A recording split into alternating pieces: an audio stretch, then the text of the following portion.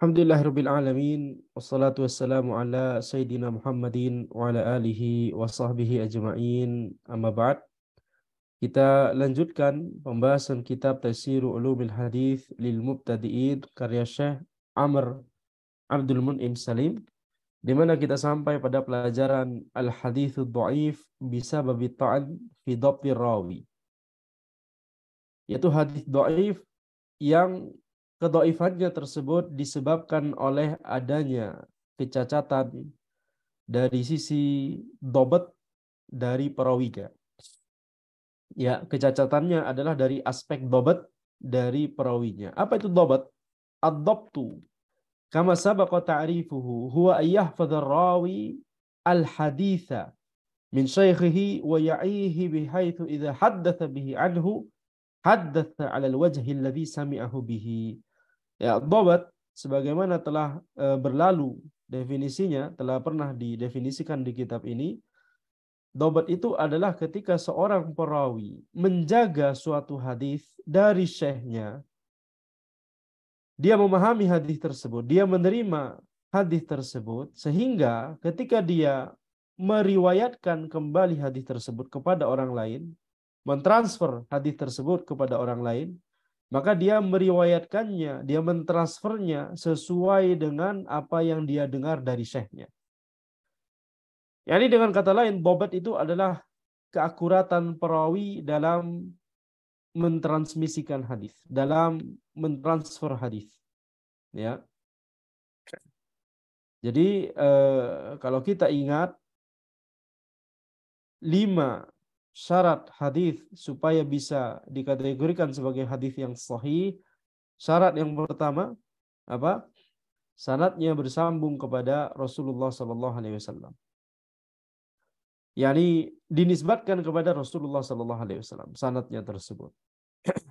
Bukan dinisbatkan kepada sahabat, sehingga bukan perkataan sahabat, bukan perkataan tabi'in dan seterusnya. Jadi dinisbatkan kepada Rasulullah sallallahu alaihi wasallam. Kemudian sanad tersebut harus bersambung. Ya, sanad tersebut harus bersambung. Kemudian setelah itu ya perawinya terbebas dari ya yakni kecacatan dalam masalah adalah. Ya, perawinya itu terbebas dari kecacatan dari adalah, masalah-masalah adalah, masalah-masalah yang terkait dengan adalah. Adalah itu apa? Ya, ini kesolehan seorang perawi. Jadi perawinya bukan orang fasik, atau perawinya bukan orang yang tertuduh memalsukan hadis, atau bahkan tidak hanya tertuduh tapi sudah memang pernah memalsukan, atau bahkan sering, atau bahkan banyak memalsukan hadis begitu ya. Ini contoh-contoh kecacatan dalam masalah adalah.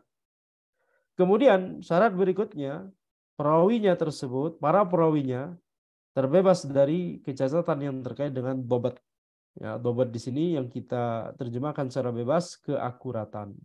Ya, keakuratannya dalam mentransmisikan hadis.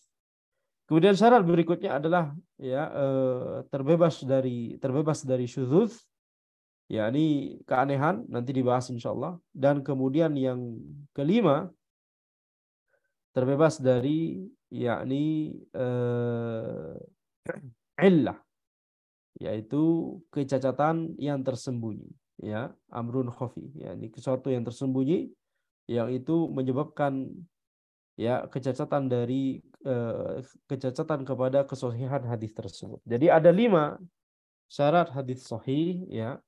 Yang pertama, hadisnya dinisbatkan kepada Nabi Muhammad SAW.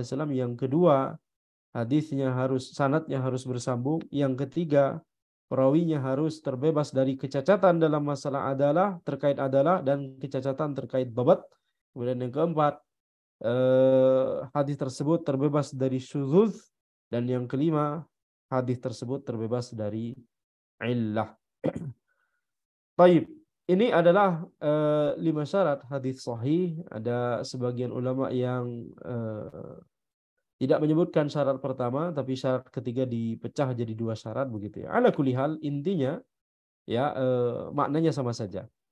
Maka di sini kita lihat hadis dhaif, kita akan berbicara hadis yang tidak memenuhi syarat dhabt. Karena sebelumnya di kitab ini ya kita murojaah sedikit, kita telah membahas hadis-hadis yang tidak memenuhi syarat ittisalus sanad, sanadnya bersambung. Ya. Ketika sanadnya tidak bersambung, maka kita punya beberapa istilah untuk hadis-hadis yang tidak memenuhi syarat tersebut. Ada hadis maqtu, ada hadis munqati ya, ada hadis mu'dhal, kemudian ada hadis yakni muallaq, kemudian mursal dan seterusnya. Kemudian juga ya kita juga mempelajari hadis-hadis yang tidak memenuhi syarat bahwa perawinya harus memiliki sifat adalah. Dan kita memiliki beberapa istilah untuk hadis-hadis yang tidak memenuhi syarat tersebut. Contohnya hadis maudhu, hadis matruk, ya, hadis yang di situ ada majhul dan mubham dan seterusnya. Itu telah kita pelajari. Sekarang kita masuk pada hadis yang tidak memenuhi syarat dhabtur rawi, keakuratan perawi tersebut. Baik. Wa dzakarna anna ad-dhabt ahadu syuruti sihhatil hadis. Kita telah menyebutkan bahwa dhabt itu adalah salah satu syarat dari sahnya hadis. Wa anna rawi idza khaffa dhabtuhu qalilan an dhabti rawi sahih kana hadithuhu hasanan. Dan bahwa seorang perawi kalau keakuratannya itu berkurang sedikit dari keakuratan yang ideal dari para perawi hadis sahih, maka ya hadis yang diriwayatkan oleh perawi yang keakuratannya ini berkurang sedikit tersebut, maka hadisnya digolongkan sebagai hadis hasan. Ya. Amma idza qalla dhabtuhu bihaitsu yakthuru khata'uhu fi riwayah an shawabihi kana haditsu dha'ifan marduda. Adapun kalau keakuratannya itu sangat sedikit sekali, tidak hanya berkurang sedikit dari keakuratan ideal dari seorang perawi hadis sahih, tapi berkurangnya banyak begitu ya. Di mana kesalahannya banyak ketika dia meriwayatkan hadis, kesalahannya lebih banyak daripada keakuratannya, maka ini menjadikan hadisnya adalah hadis dhaif yang tertolak. Wa dhabtur rawi yu'rafu bi muwafaqatihi aw mukhalafatihi lis-thiqat. Dan keakuratan perawi itu bisa diketahui dari ya apakah dia ya hadis yang dia transmisikan tersebut apakah selaras atau berbeda dengan hadis yang sama yang ditransmisikan oleh para perawi yang thiqat. Jadi kita membandingkan antara satu perawi dengan perawi yang lain. Kalau ada seorang perawi, kemudian kita tidak mengetahui kondisinya, tapi kita mengetahui perawi-perawi yang lain yang mentransmisikan hadis yang sama, ya ternyata perawi yang tadi kita belum ketahui bagaimana kondisinya begitu ya. Ternyata dia banyak selaras dengan perawi yang kita telah ketahui sebelumnya bahwa perawi tersebut adalah perawi thiqah. Kita katakan berarti perawi ini ya berarti bagus gitu ya. Dia banyak selaras dengan perawi yang telah kita ketahui bahwa kondisinya thiqah. Akan tapi kalau misalkan banyak sekali perbedaan dengan perawi yang telah kita ketahui sebelumnya bahwa dia adalah perawi thiqah, maka ini adalah alarm ya, alarm bahwa perawi ini kondisinya penuh catatan ya, sehingga inilah yang kita sebut ya perawi ini berarti tidak memiliki sifat dhabt atau sifat dhabtnya itu sangat sedikit sekali. yakni banyak berkurang dari sifat dhabt yang ideal yang dimiliki oleh seorang perawi yang sahih, perawi thiqah. Fa idza kana yuwafiqu thiqat fima yarwihi wa la yakadu yukhalifuhum kana dhabitan min ruwatis sahih. Ya, jadi kalau seorang perawi itu ya banyak selaras dengan perawi thiqat dalam apa-apa yang dia transmisikan, dalam hadis-hadis yang dia transmisikan, hampir-hampir tidak ada perbedaan dengan perawi thiqat. Mungkin ada, akan tapi satu dua ya, kebanyakannya selaras. Maka kita katakan perawi ini adalah perawi yang dhabit. yakni perawi yang memiliki sifat dhabt. Min ruwatis sahih. Bahkan kita katakan ini termasuk perawi yang termasuk dalam jajaran para perawi hadis sahih. Wa in kana yuwafiquhum fi aktsari riwayatihi wa yukhalifuhum fi ba'dihha kana aqalla darajatin minar rawi sabiq wa hadithuhu min martabatil hadithil hasan.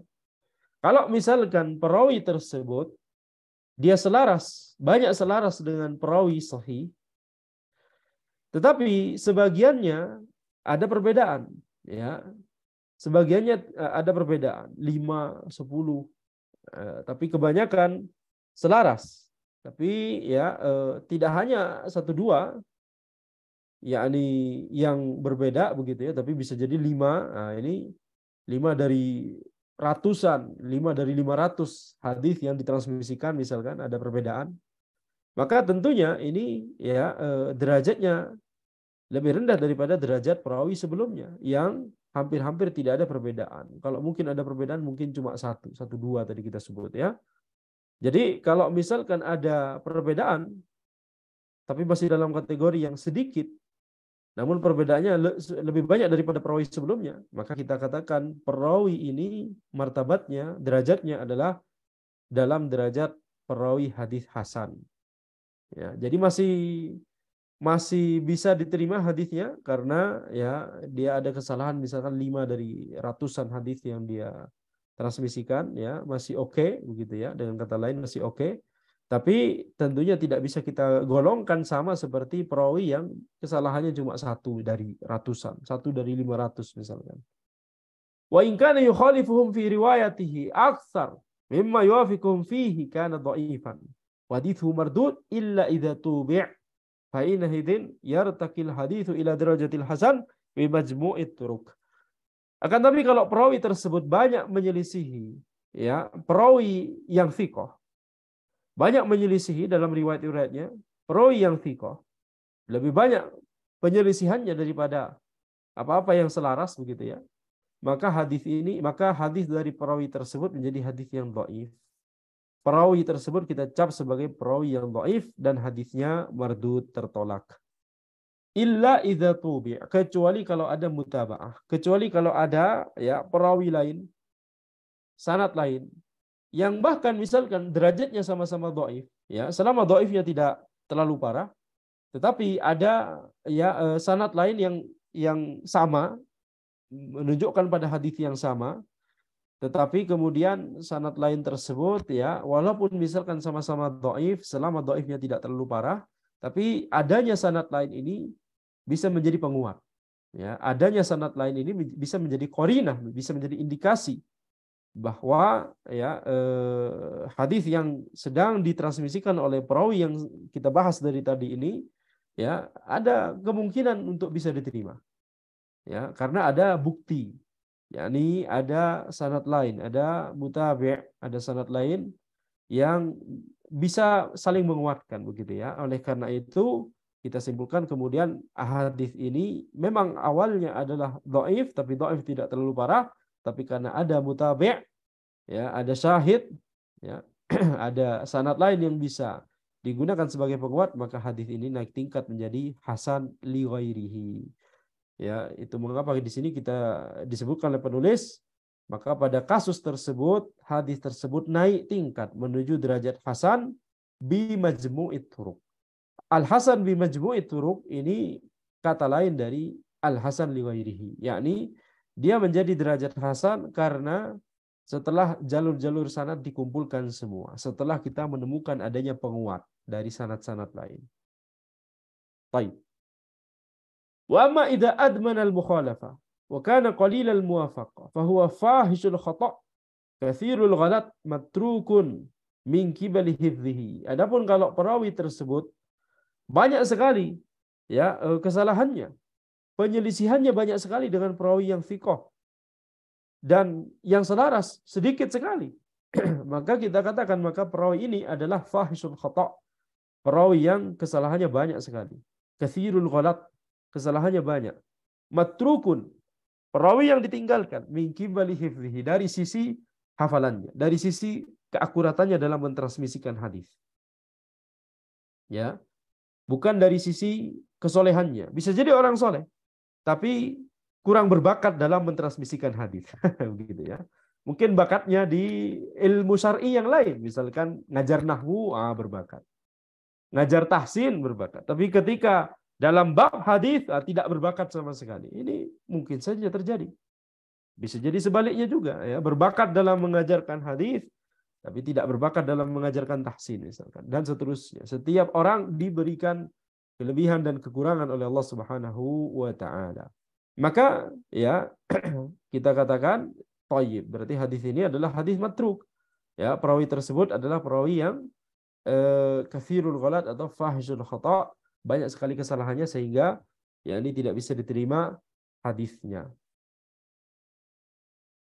Dengan kata lain, ya dhaifnya dhaif yang parah. Ya, dhaifnya dhaif yang parah. Wa hadithu hadzal dhar, dan hadis kategori ini, ya, wa hadithu hadzal dhar minar ruwah qalilid dhabt, ya, hadis dari perawi yang yakni dhabatnya sangat sedikit ini, yakni perawi yang terakhir ini gitu ya. Yakhtalifu nau'uhu bi ikhtilafi darajati dha'fihi wa nau'i ghalatihi wa hadhihi al-anwa' hiya allati sawfa nata'arraf 'alayha qariban. Ya, maka hadis dari perawi dengan derajat yang terakhir ini itu berbeda-beda bentuknya atau jenisnya sesuai dengan ya perbedaan dari derajat kedhaifannya dan jenis dari kesalahannya, dan jenis-jenis ini yang nanti akan kita pelajari insyaallah taala dalam waktu dekat. Baik, jadi iya, jadi perawi yang kategori terakhir ini, nah ada beberapa kategori, ya, ada beberapa jenis tergantung dari kesalahannya. Baik, sekarang kita yakni lanjut pada beberapa istilah hadis yang ada dalam kategori ini. Yang pertama adalah al-haditsul munkar. Al-haditsul munkar. Ta'rifuhu huwa al-haditsul ladzi yanfaridu bi riwayatihi ar-rawi dhaif aw ma yukhalifu bihi man huwa aqwa minhu. Taib. Hadis munkar definisinya adalah hadis yang seorang perawi yang dhaif itu bersendirian dalam mentransmisikan hadis tersebut, bersendirian dalam meriwayatkan hadis tersebut. Ya, atau suatu hadis yang menyelisihi, ya, suatu hadis yang diriwayatkan oleh perawi yang dhaif dan menyelisihi perawi yang thiqah. Perhatikan di sini, definisi hadis munkar yang disebutkan oleh penulis di sini sebenarnya adalah yakni dua definisi. Sebenarnya ada dua definisi yang berbeda yang disebutkan oleh penulis di sini, dan wajib bagi kita untuk mengetahui poin ini, ya, supaya kita bisa tidak salah paham ketika mempelajari hadis munkar. Ada dua definisi sebenarnya di hadis ini, dan ini kembali pada dua definisi yang disebutkan oleh para ulama. Para ulama berbeda pendapat apa yang dimaksud dengan hadis munkar. Dan mereka memiliki dua versi definisi. Dan dua versi definisi tersebut digabung dalam satu kalimat oleh penulis di sini. Begitu ya. Pendapat yang pertama atau definisi yang pertama untuk hadis munkar adalah hadis yang seorang perawi yang dhaif bersendirian dalam meriwayatkan hadis tersebut. Di mana kalau perawi tersebut bersendirian, maka bersendiriannya ini tidak bisa diterima. Tafarrudnya dalam meriwayatkan hadis tidak bisa diterima. Jadi ada perawi yang tafarrudnya bisa diterima, ada perawi yang tafarrudnya tidak bisa diterima. Yani tafarrud maksudnya bersendirian. Ketika perawi tersebut bersendirian dalam mentransmisikan hadis, tidak ada perawi lain di generasinya yang meriwayatkan hadis kecuali dia, begitu ya. Maka ada perawi yang bisa diterima, seperti perawi yang thiqah tentunya. Perawi yang thiqah, kalau dia bersendirian dalam meriwayatkan suatu hadis, ya maka diterima walaupun dia bersendirian. Contohnya hadis innamal a'malu binniyat. Ya, hadis innamal a'malu binniyat. Haddatsana al-Humaydi Abdullah bin Zubair qala haddatsana Sufyan qala haddatsana Yahya bin Sa'id al-Ansari qala akhbarani Muhammad bin Ibrahim at-Taimi annahu sami'a al-Qawm bin Qas al-Laythi yaqul sami'tu Umar bin Khattab radhiyallahu anhu al-minbar qala sami'tu Rasulullah sallallahu alaihi wasallam yaqul. Ya, jadi hadis ini diriwayatkan oleh Umar bin Khattab radhiyallahu anhu dari Rasulullah sallallahu alaihi wasallam. Bahkan Umar bin Khattab radhiyallahu anhu mendengar Nabi Muhammad sallallahu alaihi wasallam mensabdakan hadis ini di mimbar. Didengar oleh banyak sahabat. Karena Nabi Muhammad sallallahu alaihi wasallam mengucapkannya, mensabdakannya di mimbar. Akan tetapi tidak ada sahabat satupun yang meriwayatkan hadis ini ke generasi selanjutnya kecuali Umar bin Khattab radhiyallahu anhu. Ya. Kemudian tidak ada yang meriwayatkan dari Umar kecuali perawi setelah Umar. Siapa perawi setelah Umar? Hadatsana al-Madini wal Zakal hadatsana qala hadatsana Yusuf qala akhbarana Muhammad bin Abdullah sabana wa qala alladhi yaqul sami'tu al-Qama bin Waqqas al-Laythi. Ya. Akhbarani Muhammad bin Ibrahim at-Taimi annahu sami'a al-Qama bin Waqqas al-Laythi. Yaqul sami'tu Umar. Nah, al-Qama bin Waqqas al-Laythi yakni satu-satunya perawi yang meriwayatkan dari Umar. Kemudian jadi generasi setelah sahabat cuma Al-Qamah bin Waqqas al-Laythi. Tidak ada tabi'in yang lain yang meriwayatkan hadis tersebut. Kemudian setelah itu cuma Muhammad bin Ibrahim at-Taimi. Berani Muhammad bin Ibrahim at-Taimi anu sami Al-Qamah bin Waqqas al-Laythi yakun sami itu. Nah, Muhammad bin Ibrahim at-Taimi cuma satu-satunya perawi, cuma beliau yang meriwayatkan dari Al-Qamah bin Waqqas al-Laythi. Ya. Kemudian setelah itu ya Yahya bin Sa'id al-Ansari.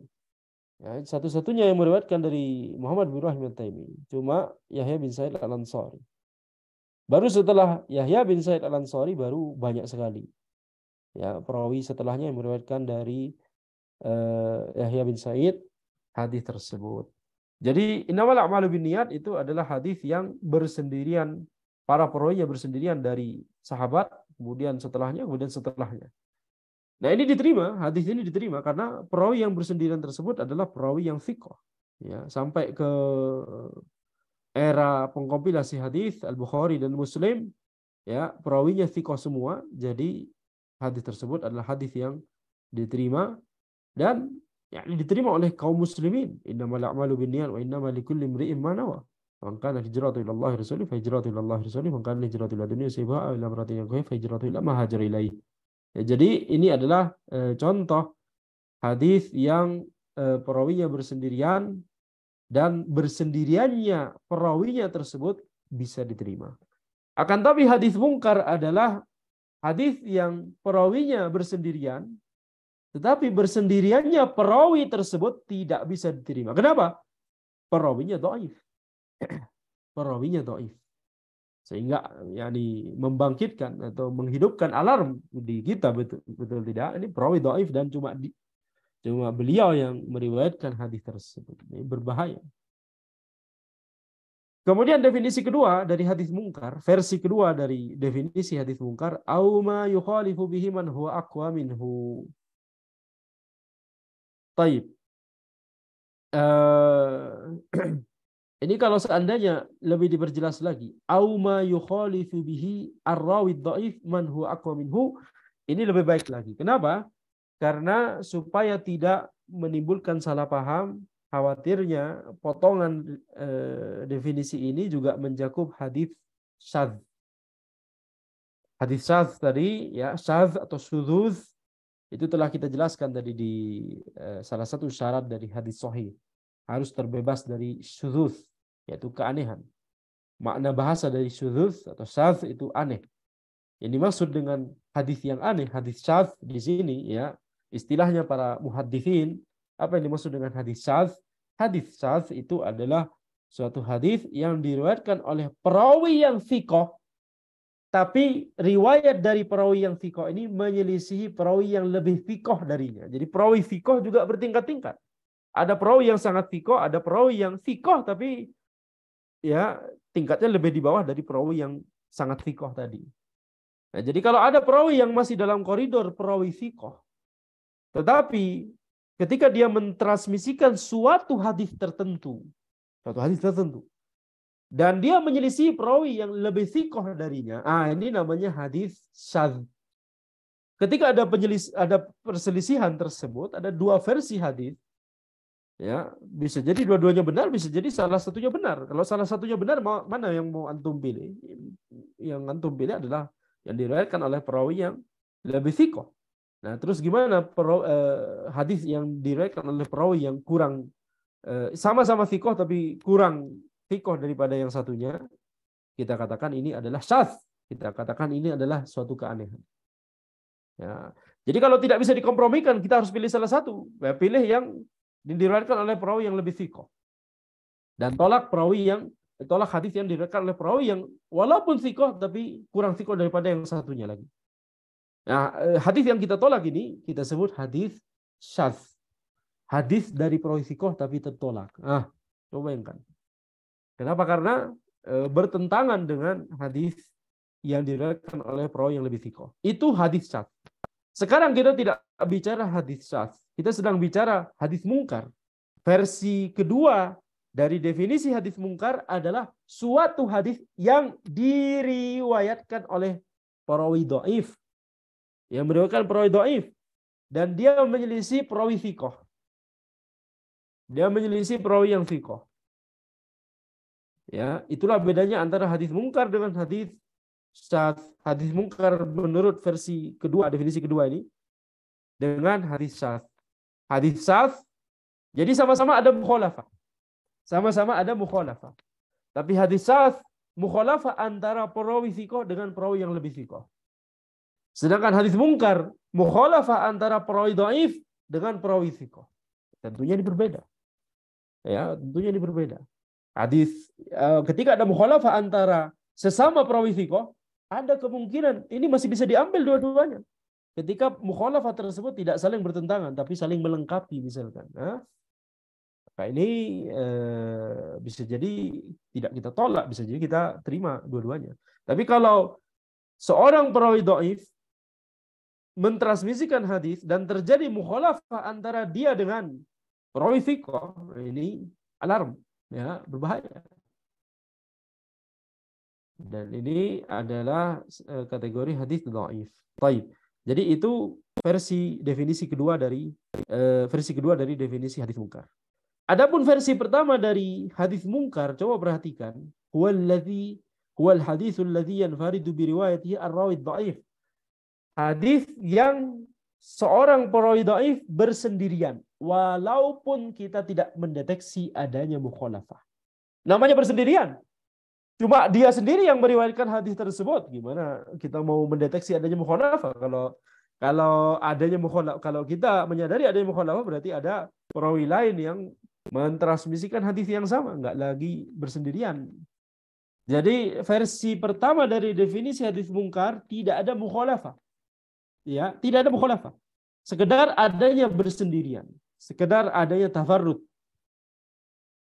Baik, ini dua versi dari definisi hadis mungkar. Apakah hadis mungkar itu adalah hadis yang perawi dhaif, tafarrud di situ bersendirian, atau apakah hadis mungkar tersebut adalah sebuah hadis yang terjadi mukhalafah antara perawi dhaif dengan perawi thiqah? Ini dua versi dari definisi hadis mungkar yang ada di kalangan para ulama. Ibnu Hajar dalam kitab beliau Nukhbatul Fikar menyebutkan versi yang kedua, dan Al-Baikuni dalam manzumah beliau, Manzumah Baikuniyah, menyebutkan versi yang pertama.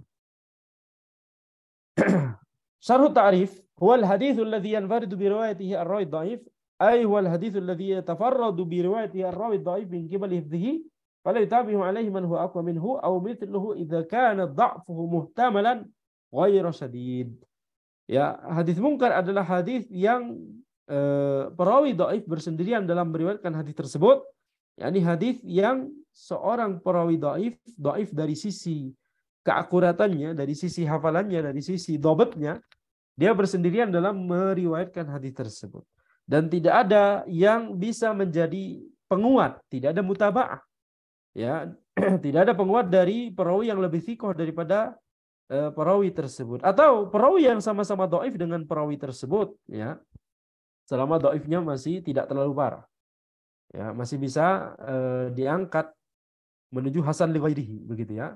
Jadi kalau tidak ada mutaba'ah dan hadis tersebut ada perawi dhaif yang kemudian perawi dhaif tersebut bersendirian, nah ini ya adanya tafarrud. Nah itu tafarrud dari perawi dhaif ini adalah yakni syarat hadis tersebut disebut sebagai hadis mungkar menurut versi definisi pertama.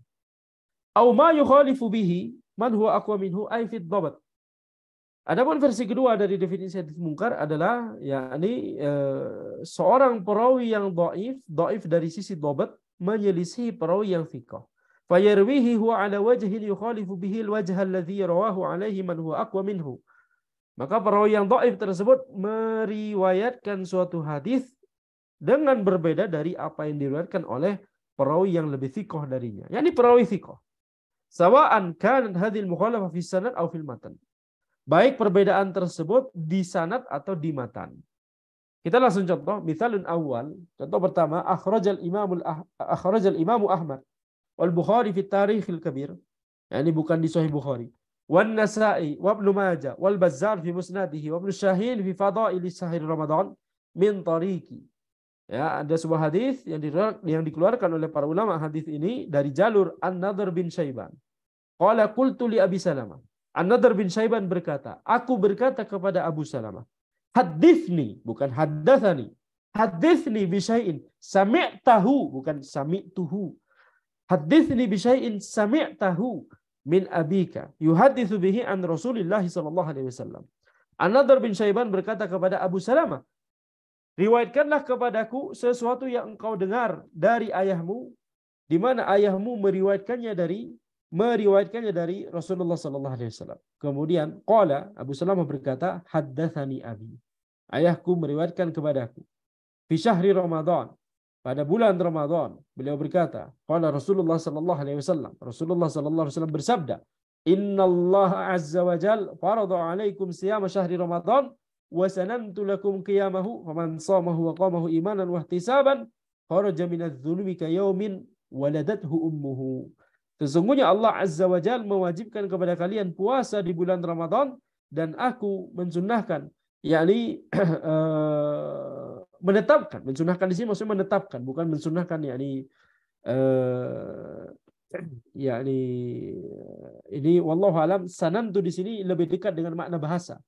Nah, walaupun qiyam Ramadan, yakni dan aku menetapkan untuk kalian ya qiyam Ramadan, salat malam di bulan Ramadan, salat tarawih. Walaupun hukumnya sunnah, akan tapi makna dari sanantu di sini lebih ke arah makna bahasa dari kata sunnah, yakni menetapkan, gitu, mencontohkan. Walaupun ujung-ujungnya hukumnya kita ketahui bahwa hukumnya sunnah, begitu ya. Wa sanantu lakum qiyamahu, dan aku menetapkan untuk kalian qiyam Ramadan. Faman shamahu wa qamahu imanan wa ihtisaban, barang siapa yang berpuasa di bulan Ramadan dan melakukan amalan salat malam di bulan Ramadan karena keimanannya kepada Allah dan karena dia mengharapkan pahala dari Allah, maka dia keluar dari dosa-dosa seperti pada hari di mana dia dilahirkan oleh ibunya. Maka di sini kita lihat fi hadzal isnad, dalam sanad hadis ini An-Nadhr bin Syaiban, ada An-Nadhr bin Syaiban wa huwa dhaif, dia adalah perawi dhaif, wa qad akhta'a fi riwayatihi hadzal hadis. Waqad ahta'a fi riwayati hadzal hadits wa rawahu an Abi Salamah. Ya, beliau telah melakukan kesalahan dalam mentransmisikan hadis ini. Beliau meriwayatkan dari Abu Salamah, haddatsani abi al-hadits, ya. Ya, ini beliau meriwayatkan dari Abu Salamah, di mana Abu Salamah berkata, aku meriwayatkan dari ayahku. Telah meriwayatkan suatu hadis ayahku. Ini Abu Salamah dari ayahnya. Wa ahlul ilmi ala anna Abu Salamah lam yasma' min abihi. Dan ahli ilmu menjelaskan bahwa Abu Salamah tidak pernah mendengar hadis dari ayahnya.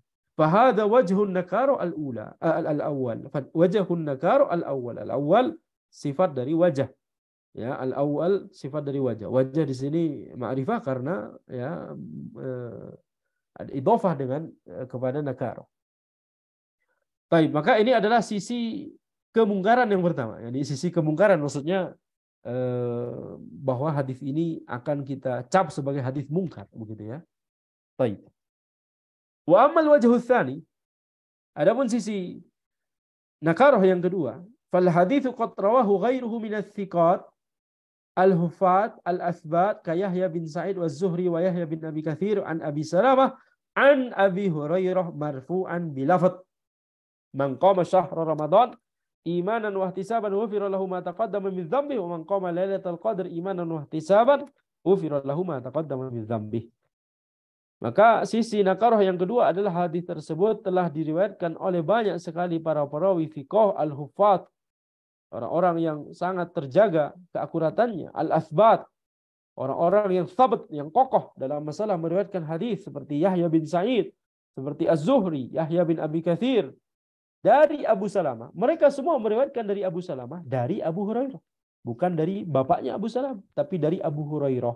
Secara marfu, yakni ini adalah dari Nabi Muhammad SAW, bukan perkataannya Abu Hurairah. Nabi Muhammad SAW bersabda, "Man qama syahra Ramadan imanan wa ihtisaban." Barang siapa yang berpuasa, barang siapa yang melakukan salat malam di bulan Ramadan karena beriman kepada Allah dan karena mengharapkan pahala dari Allah, maka diampuni dosa-dosanya yang telah lalu. Dan barang siapa yang melakukan salat malam di malam Lailatul Qadar karena keimanan kepada Allah dan karena mengharapkan pahala dari Allah, maka diampuni dosa-dosanya yang telah lalu. Fan-Nadhr bin Syaiban khalafa al-Awthaq wal-Akthar fi isnadil hadithi wa matnih. Maka sanadnya An-Nadhr bin Syaiban itu menyelisihi perawi yang thiqah dan perawi yang lebih banyak jumlahnya. Kalau An-Nadhr bin Syaiban cuma satu. Di sini ada minimal yang disebutkan oleh penulis ada 3. Yahya bin Sa'id, Az-Zuhri, Yahya bin Abi Katsir. Maka An-Nadhr bin Syaiban menyelisih mereka semua baik di sanad hadisnya ataupun di matannya. Sanad hadisnya di mana? An-Nadhr bin Syaiban mengatakan bahwa Abu Salamah meriwayatkan dari bapaknya. Kan tapi 3 perawi yang thiqah, ya, jelas lebih thiqah dari An-Nadhr bin Syaiban, meriwayatkan bahwa itu dari Abu Salamah, dari Abu Hurairah, bukan dari bapaknya Abu Salamah. Kemudian perbedaan yang kedua yaitu perbedaan di matan. Matanya berbeda sekali, ya, sebagaimana kita bisa melihat secara zahir di sini matanya berbeda sekali. Jadi di sini intinya ada mukhalafah. Mukhalafah dari siapa? Dari An-Nadhr bin Syaiban. An-Nadhr bin Syaiban ini dhaif atau thiqah? Dhaif. Jadi ini adalah mukhalafah dari seorang yang dhaif, mukhalafah dari seorang perawi yang dhaif, maka ini hadis mungkar. Hadis mungkar menurut definisi versi yang keberapa? Definisi versi yang kedua. Kenapa yang kedua? Karena ada mukhalafah. Kita dengan jelas menyadari adanya mukhalafah. Wal hadits min tariqihi munkar wallahu a'lam. Maka hadis ini, hadis yang tadi ya, yang ini adalah hadis yang mungkar. Misalun tsani, contoh yang kedua, wa akhrajal Imam Tirmidzi fi jami'ihi min tariqi Hammad bin Isa al-Juhani an Hanzalah bin Abi Sufyan al-Jumahi an Salim bin Abdullah an abihi an Umar bin Khattab radhiyallahu anhu qala Al-Imam Tirmidzi meriwayatkan dalam kitab Jami' beliau, Jami' Tirmidzi, dari jalur Hammad bin Isa al-Juhani, dari Hanzalah bin Abi Sufyan al-Jumahi, dari Salim bin Abdullah, dari ayahnya, dari Umar bin Khattab radhiyallahu anhu qala kana Rasulullah sallallahu alaihi wasallam idza rafa'a yadayhi bid-du'a lam yahuttahuma hatta yamsaha bihima wajahahu. Rasulullah sallallahu alaihi wasallam, di perkataan Umar, Rasulullah sallallahu alaihi wasallam ketika beliau mengangkat kedua tangan beliau saat berdoa, lam yahuttahuma, beliau tidak menurunkan kedua tangan beliau sampai beliau mengusap wajah beliau dengan kedua tangan beliau. Qala Tirmidzi akiba ikhraji hadzal hadis. At-Tirmidzi berkata setelah mengeluarkan hadis ini di Sunan Tirmidzi, di Jami' Tirmidzi beliau, hadza haditsun gharibun la na'rifu illa min hadithi Hammad bin Isa wa qad tafarrada bihi. Hadis ini adalah hadis gharib. Hadis gharib itu maksudnya apa? Belum kita pelajari kalau tidak salah. Hadis gharib itu adalah hadis yang ada salah satu perawinya yang meriwayatkan hadis tersebut secara sendirian. Ini yang kita bilang dari tadi tafarrud. Ketika ada satu perawi yang tafarrud bersendirian, itu disebut sebagai hadis gharib. Dan hadis gharib sebagaimana telah kita sebutkan tadi belum tentu hadis dhaif. Ada hadis gharib yang sahih. Contohnya tadi telah kita bahas innamal a'malu binniyat. Ya, tapi ketika hadis gharib tersebut ya tafarrudnya gara-gara seorang perawi yang dhaif, nah ini ini adalah hadis mungkar menurut versi pertama, versi definisi pertama dari hadis mungkar. Jadi hadis ini adalah hadis gharib. Kita tidak mengetahuinya kecuali dari jalur Hammad bin Isa. Jadi kita lihat di sini Hammad bin Isa satu-satunya yang meriwayatkan hadis ini. Gak ada perawi yang lain yang kita ketahui yang meriwayatkan hadis ini kecuali Hammad bin Isa. Waqad tafarrada bihi. Hammad bin Isa telah bersendirian dalam meriwayatkan hadis ini. Jadi dengan kata lain, ini adalah hadis gharib. Hadis yang ada seorang perawi bersendirian dalam mentransmisikan hadis tersebut. Siapa perawi tersebut? Hammad bin Isa. Sekarang pertanyaannya, Hammad bin Isa, perawi yang thiqah atau perawi yang dhaif? Menariknya, At-Tirmidzi dalam Jami' Tirmidzi setelah kalimat ini, setelah benar-benar setelah kalimat ini, beliau menyebutkan bagaimana beliau menilai thiqah Hammad bin Isa. Tapi kita lihat penulis, Amr Abdul Munin Salim, beliau berkata, qultu Hammad bin Isa dhaiful hadis. Hammad bin Isa itu adalah perawi yang dhaif. Jadi para ulama berbeda pendapat tentang status Hammad bin Isa. Ya, yang dipilih oleh penulis adalah bahwa Hammad bin Isa adalah perawi yang dhaif.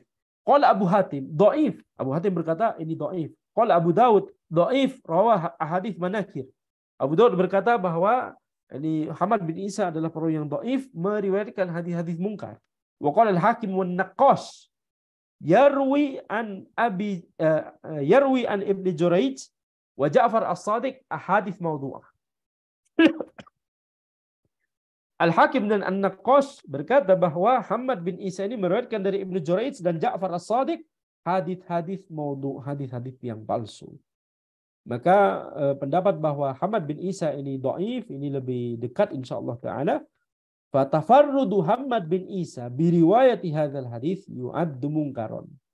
Maka bersendiriannya, tafarrudnya Hammad bin Isa dalam meriwayatkan hadis ini, dalam mentransmisikan hadis ini, di mana Hammad bin Isa kita katakan tadi adalah perawi yang dhaif, maka kita katakan kesimpulannya berarti hadis ini adalah hadis mungkar. Menurut versi definisi yang mana dari hadis mungkar? Dari versi yang pertama. Ya, tafarrud dari perawi dhaif itu versi definisi pertama untuk hadis mungkar.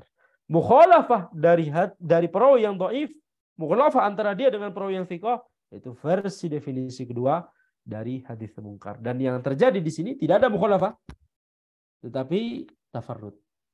Tafarrud dari siapa? Dari perawi yang dhaif. Siapa yang dimaksud? Hammad bin Isa. Ya, pendapat yang lebih dekat insya Allah tentang kondisi Hammad bin Isa bahwa beliau adalah perawi yang dhaif. Ya. Dan kenapa kita sebut beliau? Karena bisa jadi beliau adalah orang soleh, ahli ibadah, dan kebetulan saja kondisi beliau dalam mentransmisikan hadis itu dhaif, begitu ya. Baik. Demikian yang bisa Anda sampaikan dalam pertemuan kita kali ini. Hadza wallahu alam. Subhanakallahumma wa bihamdika asyhadu an la ilaha illa anta astaghfiruka wa atubu ilaik.